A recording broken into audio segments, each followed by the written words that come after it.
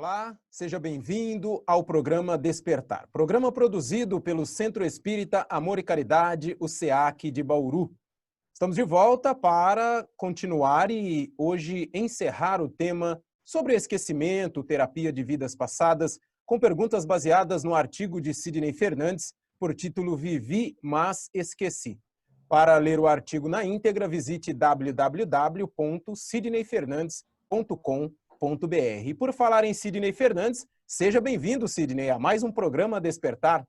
Muito obrigado, muito prazer estar de volta. Ainda com as nossas perguntas sobre o seu artigo, Sidney, eu gostaria de perguntar, é a dúvida de muita gente, as vidas passadas, elas ficam perdidas? De forma alguma, jamais perdemos a individualidade. E também não retrogradamos. Nós demos um exemplo de um ator que, ora, pode exercer a função de pobre, rico, ladrão, herói. Nós não. Jamais voltamos para o passado. É sempre bom lembrar que a nossa versão atual é a melhor possível. Nós estamos vivenciando o momento ideal para a nossa evolução. É claro que temos muito ainda a percorrer, mas, sem dúvida, nós temos a oportunidade de melhorar e voltar à espiritualidade numa situação melhor do que chegamos.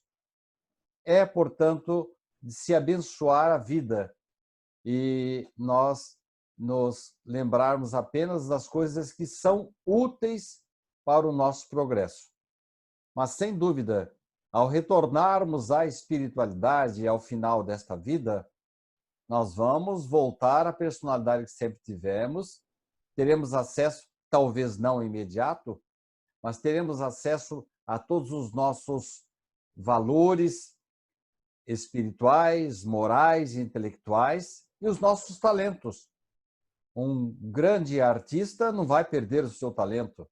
Um grande escritor, um pintor, uma pessoa que entende muito de informática, ela vai acumulando esses méritos, essas conquistas intelectuais.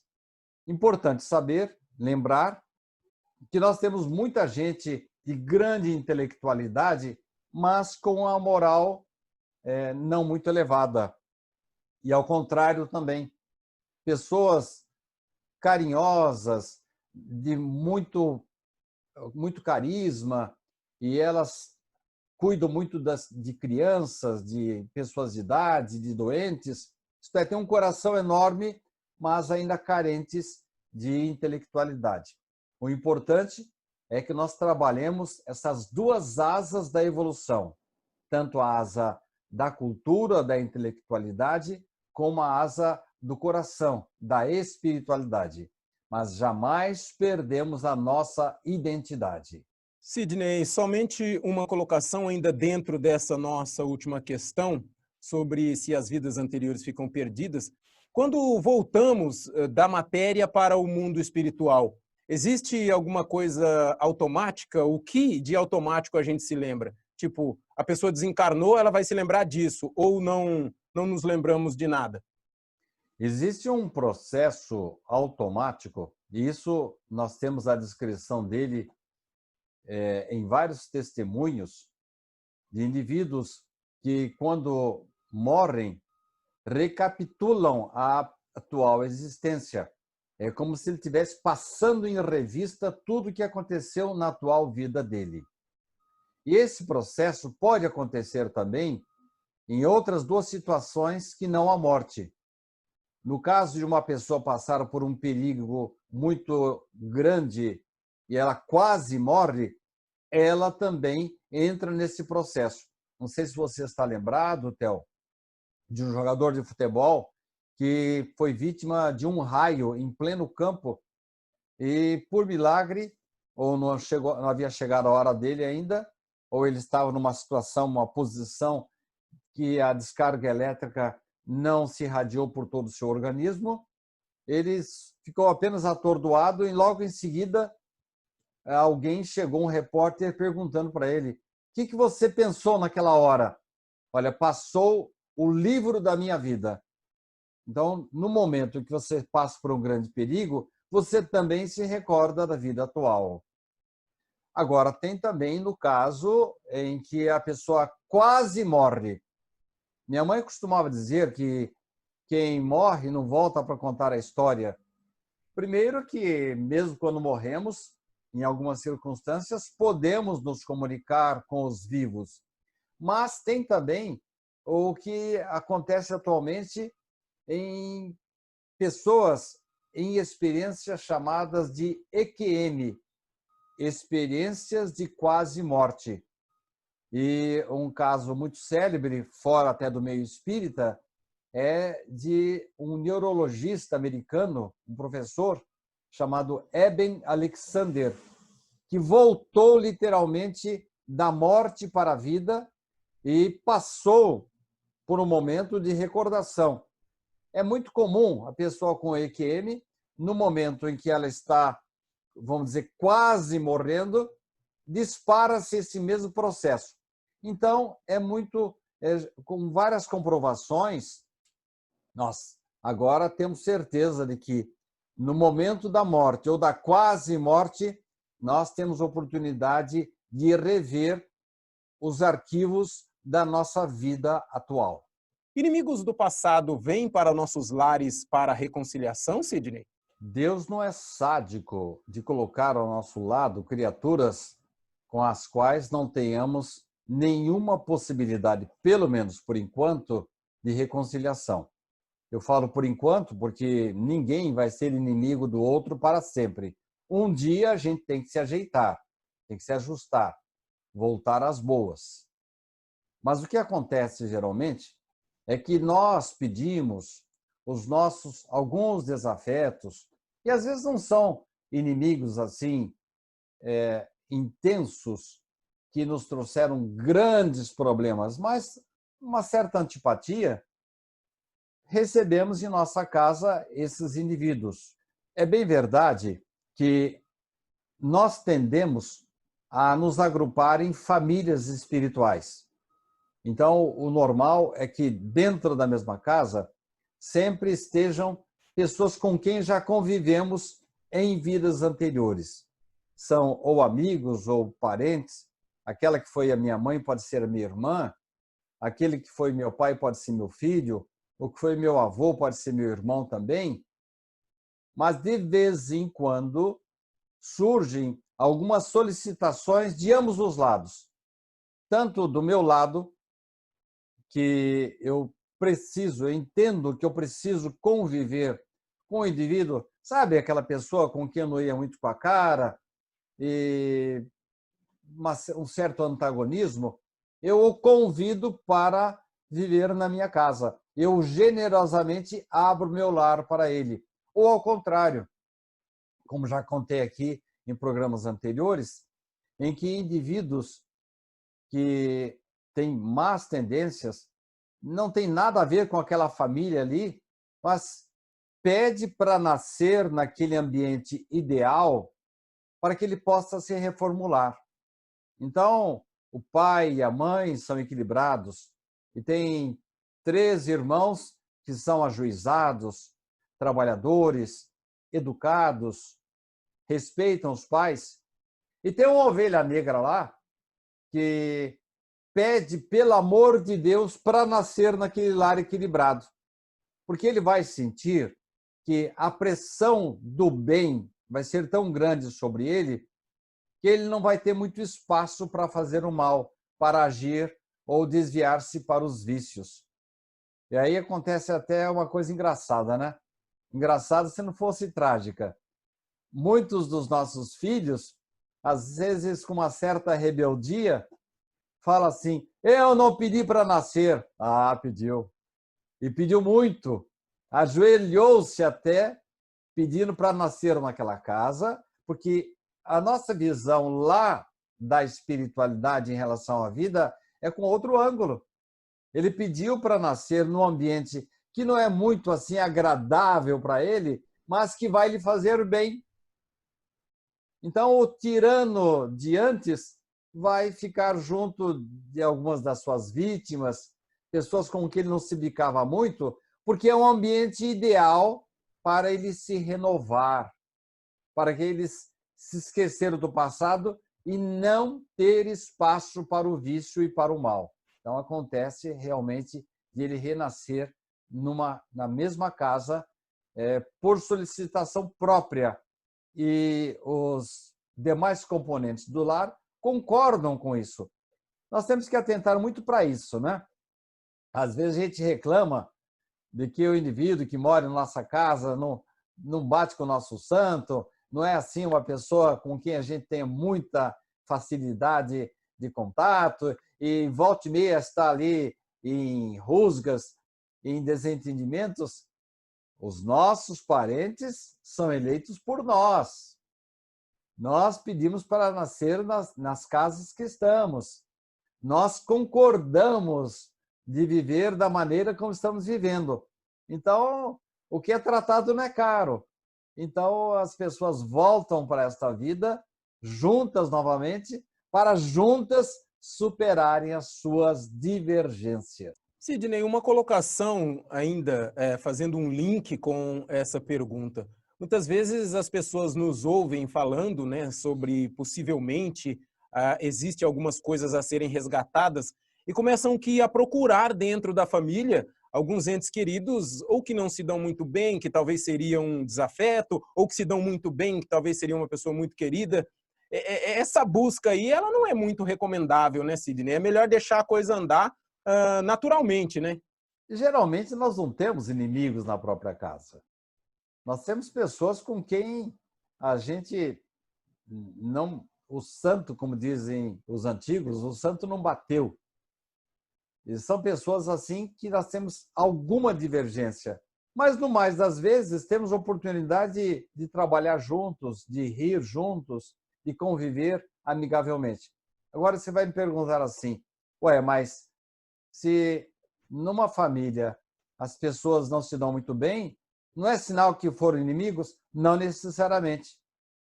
Às vezes o que se tem ali é falta de educação mesmo, é falta de tolerância, é você não entender o defeito do outro, é você não ter o respeito do outro para com seus defeitos. Nós estamos juntos numa casa, temos que remar do mesmo lado, temos que evitar a agressão, tanto verbal como física. Então, os desentendimentos que às vezes acontecem em certos lares não é fruto de desarmonia do passado. Não é que nós estamos trazendo para a nossa casa inimigos de vidas anteriores. É falta de tolerância mesmo, falta de religião. É que nós não estamos compreendendo, ensaiando a compreensão em relação às pessoas com quem convivemos. Na verdade, se nós não tivermos tolerância, não tivermos um olhar diferente de amor em relação às pessoas que estão à nossa volta, não vamos ter isso na recíproca. E com isso, vamos discutir, vamos ter momentos de dificuldade por absoluta falta de educação, falta de tolerância. Quando as pessoas oram juntas, trabalham juntas, fazem o melhor possível, elas têm condição, sim, de conviver harmonicamente. Isso não importa se a pessoa tem uma casa espetacular, se tem muito dinheiro, pouco dinheiro, não leva-se em conta, porque eu vejo muitos lares muito humildes com grande harmonia, pessoas que trabalham juntas, dão risada e um ajuda o outro, sempre trabalhando em favor da vida do próximo, e a religião ajuda muito isso.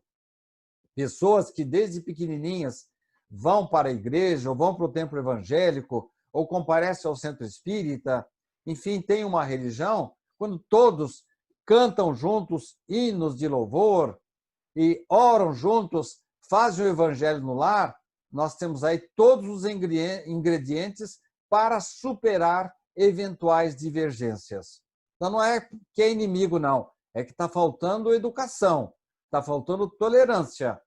Nós temos que ser indulgentes com o próximo, para que ele nos respeite também.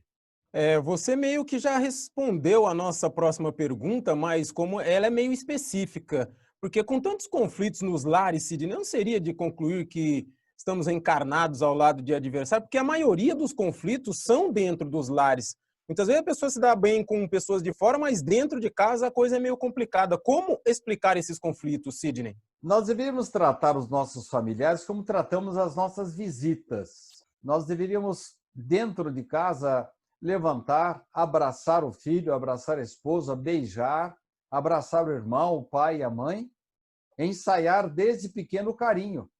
Eu noto algumas crianças que naturalmente são muito afetuosas. Você vai na casa da pessoa, vai fazer a visita, encontra uma mãe toda amorosa, um pai todo dedicado. Olha, Theo, há uma frase importante da sabedoria popular, que os espíritos também se utilizam dela, a de que o verbo edifica, isto é, a teoria, você falar em religião, falar em textos evangélicos, claro, tudo isso edifica, mas o que arrasta é o exemplo. Então, quando você tem um bom exemplo de um pai, um bom exemplo da mãe, seu filho, normalmente os filhos seguem esses exemplos. Um ou outro procura se desviar, mas daí os outros pegam no pé. Você está agindo de maneira errada, está desrespeitando o pai, você tem que trabalhar que nem a gente para poder manter a casa. Enfim, o grupamento remando para o mesmo lado, nós não vamos nem lembrar que foi inimigo ou desafeto, não. Vamos trabalhar juntos em favor do grupamento familiar, em favor da evolução de todos. Esta é a melhor receita de harmonização. Estamos apresentando o programa Despertar, programa produzido pelo Centro Espírita Amor e Caridade, o SEAC de Bauru, abordando o tema esquecimento e outros assuntos que são ramificados através do esquecimento, todas as perguntas baseadas no artigo Vivi, mas Esqueci, de Sidney Fernandes. Sidney, aí depois de todas essas perguntas, de tudo o que você disse, o pensamento que nos chega é que o melhor é esquecer mesmo, né? Na verdade, é o conselho dos mentores espirituais. E é o que melhor fazemos para a nossa vida mesmo. A gente sempre conversa a respeito de qual seria o desejo de um prisioneiro que, com bom comportamento, sai da prisão e volta para o convívio social. Aquele que tem vergonha na cara gostaria de esquecer o crime que ele cometeu e gostaria que a sociedade também se esquecesse. E não é exatamente isso que acontece? Quando reencarnamos, temos uma existência inteira à disposição, uma estrada limpa, não nos lembramos de nada. Temos, assim, algumas pistas, algumas intuições, alguns talentos que afloram naturalmente. Há um caso, por exemplo, de uma menina de 12 anos. Ela é autista e no Japão ela está, neste momento, apresentando os seus quadros e ela pinta com técnicas que somente seriam adquiridas com décadas de vida, décadas de estudo. Experts no assunto comparecem ali e constatam que ela, naturalmente, assim, intuitivamente, ela já coloca o fundo na tela, ela faz misturas de tintas que somente os grandes gênios, tanto do passado como da atualidade, só depois de muitas misturas e experiências, e a menina faz isso naturalmente, sem nunca ter estudado pintura. Então, ocorrem realmente alguns vazamentos. São talentos que provam que todas as nossas vidas anteriores, os méritos que adquirimos, os talentos, não estão perdidos. Agora, provocar a relembrança pode trazer alguns transtornos. Quando a gente vai no porão da nossa casa, a gente encontra lá muita coisa velha, umedecida, muita sujeira, muita poeira. Se a gente, inadvertidamente, for procurar fuçar o passado, nós vamos encontrar cada vez mais versões velhas nossas, com crimes, comprometimentos, agressões, coisas das quais agora nós temos vergonha até de pensar que tenhamos cometido. Daí, alguns espíritos que retornam à espiritualidade não têm acesso imediato às suas vidas anteriores. Só com o passar do tempo, com estrutura, com muito trabalho, muito treino, muito exercício, muito estudo, é que eles começam a ter condições de recordar o seu passado. Nós sempre contamos aqui o caso da dona Laura, que estava para reencarnar e pediu para recordar algumas vidas anteriores para nortear a sua vida atual, a sua próxima encarnação. Ela teve acesso apenas a 300 anos das suas recordações. E nós sabemos que o espírito tem dezenas, centenas de encarnações. Ela teve acesso ali a 2 ou 3 encarnações. Então, o esquecimento é uma bênção. Mexer no passado é tomar contato, consciência de versões, às vezes, tenebrosas, versões não muito elogiáveis da nossa personalidade. Vamos deixar que a lei de Deus se concretize, a gente se lembre só do que é útil para nós. Há algumas recordações assim, a gente não sabe direito se é uma recordação ou não. Mas, por exemplo, uma pessoa que foi alcoólatra na vida anterior, nesta vida ele vem com um instrumento de contenção e ele não pode nem chegar perto do álcool. Mas ele pediu isso. Pediu para ter essa contenção, esta recordação no seu subconsciente, para não enveredar novamente pelo campo do alcoolismo. Mas, no mais das vezes, o melhor é esquecer mesmo, Theo. É deixar do jeito que está. E só nos recordarmos daquilo que a espiritualidade permite e que nos é benéfico. Sidney, como última pergunta, encerrando essa nossa série, haverá algum tempo onde poderemos nos lembrar de tudo? E eu já emendo, os espíritos do alto escalão, eles têm esse, vamos dizer assim, poder, esse dom? Sim.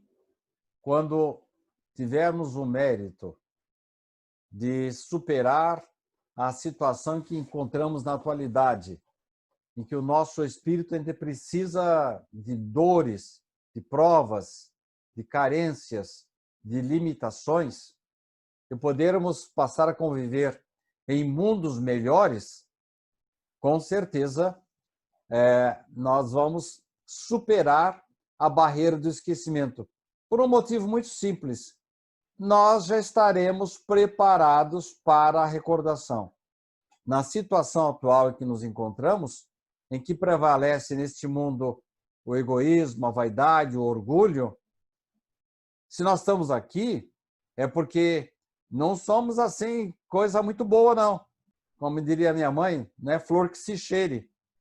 Então, se nós estamos na atualidade vivendo aqui na Terra, convivendo com o egoísmo, com a vaidade, com o orgulho, com a maldade, é porque nós merecemos estar aqui. Agora, quando passarmos para um mundo melhor, quando nos despojarmos desses comprometimentos, limparmos os nossos pontos pretos do nosso corpo astral, aí estaremos começando a entrar já num momento que a recordação vai ser agradável. Nós vamos aceitar tranquilamente e vamos encarar eventuais recordações desagradáveis como lições, como prevenções, alertas para não repetirmos os erros do passado. Deus faz tudo direitinho. A gente, às vezes, quer transgredir as leis dele, mas ele só faz aquilo que nos faz bem. Por isso, nós podemos entender, sim. À noite, quando dormimos, a gente já tem alguma recordaçãozinha, quando estivermos em mundos melhores, mais evoluídos, essas recordações serão mais liberadas para o nosso conhecimento. Por ora, é bom esquecer.